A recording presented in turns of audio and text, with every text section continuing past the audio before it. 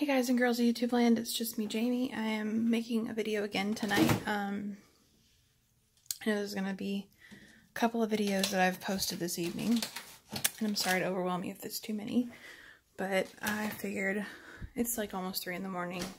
I'm probably not going to get any sleep because she's going to be up, the baby will be up in just a little bit to be fed again. Sorry, I'm getting some stuff out of the fridge for you guys.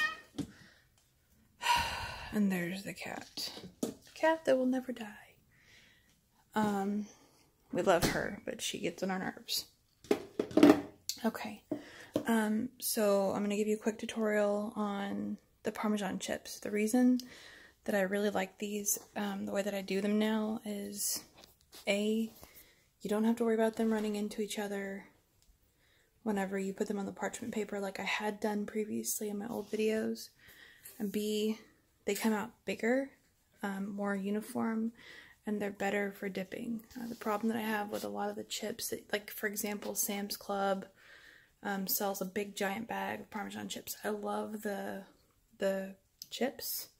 I don't necessarily like the flavor. I don't know what's in them. It's not necessarily just Parmesan, so I prefer to know what I'm putting into my food. So this is what whenever I make my new chips, this is the size they all come out. They're uniform, they're crunchy, they're not like rubbery or anything. This is the thing that I showed you earlier. Yes, it's greasy looking. It's because I've been making chips in them already. So I'm going to show you how I do that. Also, these, I don't know if you've ever had these before. They're called folios. They're cheese wraps. And it says lactose free. It's cheese. I don't know. Anyway, it says it's made from 100% cheese, 13 grams of protein per wrap, 1 gram of carb. The only downside is it only comes with 4 wraps, so you would have to buy a few. I don't know how much they cost my father-in-law. I saw something on Facebook about Aldi or Costco carrying them. I don't have a Costco membership. I have Sam's, so I asked him to go get me some. He found them at H-E-B, which is a Texas grocery store. I don't think they have any H-E-Bs anywhere else. So he found them for me. You can make taco bowls with them. You can make sandwich wraps. You can make fajitas. They even have a recipe in here for making like crispy cheese chips, like a tostada, I guess. I have not tried them yet, and we'll give you a review on them later. I'm super excited about it. I really want to try them before I commit to making recipes with them, but as soon as I have recipes, I will let you know. Okay, so back to my chips. So this is what we're going for, and that's what we're going to get. You can season them. What I do is I have, let's see if I can find it in here. I don't see it off the bat. My husband has been in here reorganizing the seasoning cabinet, and I don't see it. But anyway, I have a seasoning jar kind of like this. Not this one, but what I do is I mix garlic powder, onion powder, salt, pepper, and paprika all together, and it comes out to taste like Dorito, Cool Ranch Dorito mix, which I crave from time to time. So let's say that I'm making a dip or something, or if I just want chips, I'll make these, and before they cool off, I'll sprinkle the seasoning on them. I've tried the seasoning in the microwave. It doesn't always come out that well, so I always just do it after the fact. It gets stuck in all the little pockets and air pockets and stuff, so it tastes better and it sticks in there better. So what I do, this is the cheese that I talked about earlier that doesn't really do well. It turns out a little bit more brown, so you really have to mind it. I did make it with packaged, like bagged, shredded Kraft cheese, the Parmesan cheese, and it came out just fine. I did not have that problem, the problem that I have with this, with the Kraft cheese. So it definitely has to do with the brand that you buy. Not to say that the Aldi brand, which is Priano, that's the brand that they carry, not to say that it's bad, just doesn't work well for this. The flavor is fine. They taste really good. I don't have a problem with them. So I don't think I can flip my camera around like this, but give me 1 second. I'll try to do this one-handed. I might have to put my phone down. So this is what's left over from my last batch. Each one of these containers, it's 100 calories per serving. There's 500, so it's 500 calories per container. I'm gonna get like 1, maybe 2 chips out of this, what's left in here, but let me go ahead and put it in here and I will show you. So these are just 2 little like sprinklefuls. It's probably enough to fit into a serving spoon, like a eating flatware spoon. I'm just gonna take these out of here, sprinkle them. I really don't want to be doing this on my stove because it's not laying flat. But also, I don't want to get Parmesan cheese in my burners, so I'm going to move this to the counter. And I think I'm going to save this container because I like these better. I know how much is in them that way. The calorie count should be the same if I fill them up with the same amount of ounces. So I'm going to do that. 1 second while I move my stuff. I'm trying to hurry up and do this before the baby wakes up. Because once she is up, I am not doing anything else but holding her. And I actually got 3 chips out of that little bit, so it doesn't take much. And a serving, it's 12 chips. So I have these packaged up so I won't overeat because there's 12 in there, which is a serving size. That's how I keep myself honest as I'm measuring everything out now. So I have to open this other package up because it is, no, it's not sealed. I have a cheese thief in my house. Her name is Hannah. And I have to watch her because this happened. I'm really grateful that I had some cheese left over because I don't know that she actually stole it because it's on the very bottom. I hope that doesn't mean that somebody stuck their hands in my cheese at the Aldi store. I don't know. Anyway, it's going to get cooked. So, whatever. I'm hungry. I'm a fat girl. I'm not about to give up my cheese just because someone stuck their damn finger in it. I'm pretty sure it was my kid. She does like to steal cheese. I actually went to go make my scrambled eggs yesterday.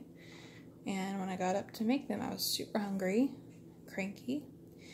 And I had been up for like an hour and a half, 2 hours already. So I was pretty hungry.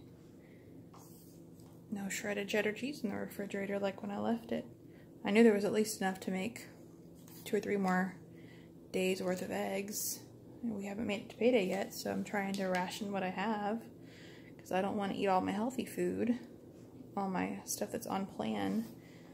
But of course, my cheese thief, Hannah, decided to, I'm sure she made herself eggs. She wouldn't admit to it because she used up the last of my heavy whipping cream as well. I can totally make eggs without heavy whipping cream. I prefer it with heavy whipping cream, but it makes my calorie count less, so I have a few extra calories for the day if I decide that I'm worried about calories, which I still should be as a gastric sleeve patient. It's a little bit different on keto as a gastric sleeve patient than anybody else who's not had the sleeve done. Okay, so that is what you end up with. I try to get as few spaces as possible where you can see the red on the bottom where the silicone is, because that will separate sometimes and it just makes it more difficult to fix. So I do have to put my phone down for this, but I'm just going to put those in the microwave. I'm going to put it in for 1 minute and 10 seconds. I'll be right back. Okay, so I am back. This is what 1 minute and 10 seconds gets you with this type of cheese. This is the color my normal chips show up. Maybe that at the darkest, but this is the color I've been getting with this cheese from Aldi. That's not bad. It doesn't taste bad. It doesn't make it taste any different. The problem is that you can't tell if it's burnt until you eat it. And that really hasn't been a problem for me. It also makes the house smell really bad, so I just prefer not to do that. Normally, at least with the Kraft brand or the Sargento brand of Parmesan, I don't ever have a problem with this happening. I usually can go a full 2 minutes, but if you don't know how your microwave reacts or what kind of cheese you're getting, I would recommend just a minute and 10 seconds, no more than that, because it is a really unpleasant smell when it burns. Give me 1 second. I'm going to put this back in for probably another 40 seconds, and we'll see what happens. Okay, so I'm back again, guys. This is another 40 seconds, so 1:50, so just under 2 minutes. If I had done it for a full 2 minutes, these would have been burned completely, and you can see this is kind of a nice, you can see, yeah, that's a really nice thick chip. They might seem a little, like pliable still when you pull them out of the silicone, and that's fine. They will crisp up. You just have to let them cool off completely. I would not recommend putting them in any longer than that time frame. If you're using the Kraft brand, you might make it 2 minutes. Like I said, just try the brand out at just a minute, whatever brand you buy. Try it out at just a minute at first, then go, you know, further if you need to in smaller increments. I wouldn't do a minute and then another minute, because very likely will burn. So I'm just going to let, that's 12 chips in that bowl right there. So it's a good serving size. I don't even always finish all 12 when I'm eating, and I've had the sleeve done. So when I first had the sleeve done, I wouldn't have been able to eat anything but that and maybe a little bit of dip. But now that I'm further out, I've also had a baby. I haven't been as careful as I should have been. Trying to find something to clean this out with so that it will cook better next time. I don't think that doesn't smell very clean. We won't use that. That's gross. Ew. So now that I've had a baby, I haven't eaten as well as I should have during my pregnancy. My sleeve is stretched a little bit, but I still have restriction. After she was born, I had a lot more restriction, actually. And my husband even noticed a difference in how I was able to eat food, where my restriction did come back. So that is how you make those chips. Keep in mind, it makes a difference which brand. This little silicone muffin pan thing that I have, that I got at Walmart years and years ago. You can still get them online, on Amazon, I'm sure, on eBay, whatever. I even use these to make keto chocolate cups. For that, all you do is, I know Walmart has them, but Hershey's makes a sugar-free dark chocolate chip. I'm sure you could even use these right here. I've never tried this before, but I would probably grind that up if you're going to use that. Anyway, you take a bag of the sugar-free chocolate chips. You take a tablespoon of coconut oil, the hard coconut oil, not the liquid stuff, because you need it to be solid at room temperature, which is the way that the regular normal coconut oil is. Melt that in the microwave in a glass Pyrex dish for 20 seconds to a minute, no more than a minute, because it will burn. Then you'll stir it.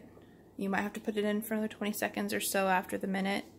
You're just going to keep doing it in 20-second increments after that until it's all melted.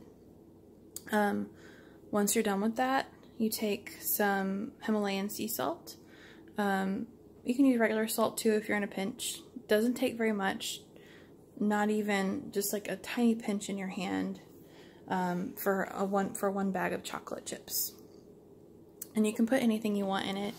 I don't think I have any more of my shredded coconut, but I do have almond slivers, and these are not really keto friendly, but they're better than using some other stuff, just chopped pecans. So you can use those.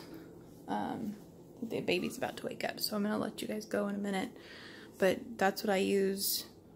I'll mix all those in together, or I'll just layer them on top of the chocolate. Once I pour the chocolate into the molds, press it down and stick it in the refrigerator or the freezer for 30 minutes to an hour, just so that it thickens up and cools off and it's nice and hard. You can leave it out at room temperature. The chocolate will get soft. It won't melt all the way, but it will be soft. So when you pick it up, you're going to get it on your fingers, or you can just leave it in the fridge. Don't make it too thick if you're going to leave it in the fridge and just pull it out as you eat it.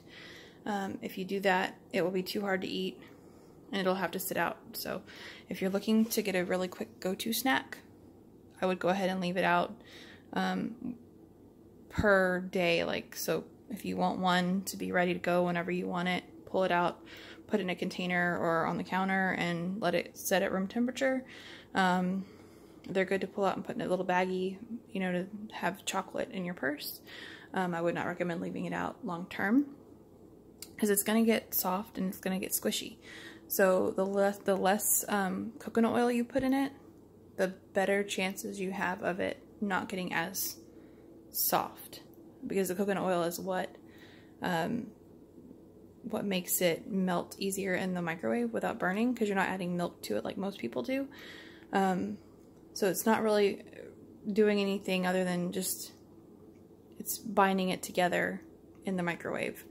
Once it cools off, you don't really have much use for the coconut oil other than the nutritional value. So other than that, that's it, guys. I hope this video helps. My main purpose of the video was the chips. Did not mean to go off on a tangent, but that's just me. So you guys have a good night. I'll talk to you later. Bye.